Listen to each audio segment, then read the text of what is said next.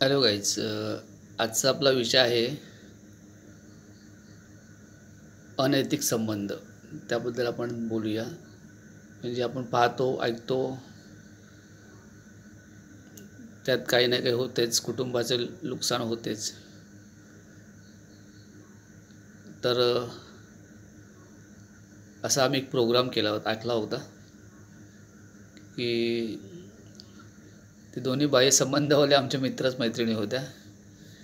मैत्रीण होती आणि मित्र होता, दोघांचं सुद्धा चालू होतं आणि लग्न दोघांची झाली होती वेगवेगळी. ती एका ठिकाणी, तो एका ठिकाणी. पण ज्यावेळी भेटायचं त्यावेळी ते लोक एकत्र यायचे. तर मग आम्ही त्या दोघांना बसवलं आणि विचारलं. तर ते बोलले एक मस्ती मजा आणि शारीरिक सुखासाठी आम्ही एकत्र येतो.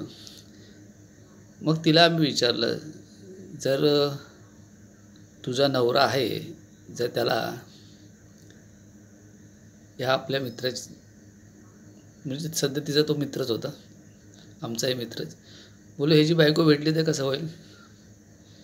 ती बोलली काय? अरे बोल, तुमचं दोघांचं चालूच आहे ना, मग तुझ्या नवऱ्याला सांग की ह्याच्या बायकोला हे करायला. तर ती बोलली असं कसं होईल? तो पण बोलला असं कसं होईल? मी बोललो बघा,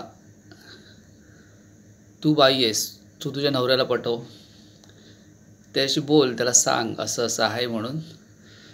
जर माझा एक मित्र आहे, त्याची बायको तुम्हाला लाईक करते, तर तुम्ही त्याच्यावर राहाल का वगैरे, असं विचारून तर बघा. तर त्या मित्राला पण बोललो, मित्राला बोललो असंच आहे, तू आता बायकोला समजाव, सांग तू. तो बोला मी कसं सांगू, मी कसं करणार ज्या प्रश्नाला, कारण तो बायकोला बोलूच शकत नव्हता ना तसं. तर ह्या मैत्रिणीला आम्ही तसं सांगितलं, तू करून तर बघ.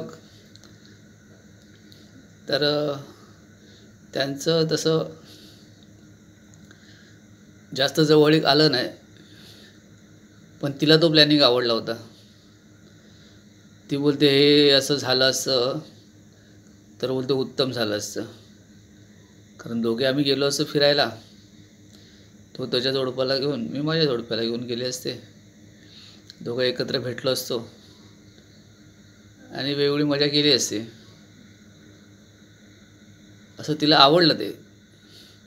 पण ती बोलते कसं होणार, असं होणार, तसं होणार, नवरा नको बोलतोय, असं करतोय, तसं करतोय. पण ह्याची बायको कुरकुर करत होती मित्राची. मित्राने समजून सांगितलं तिला.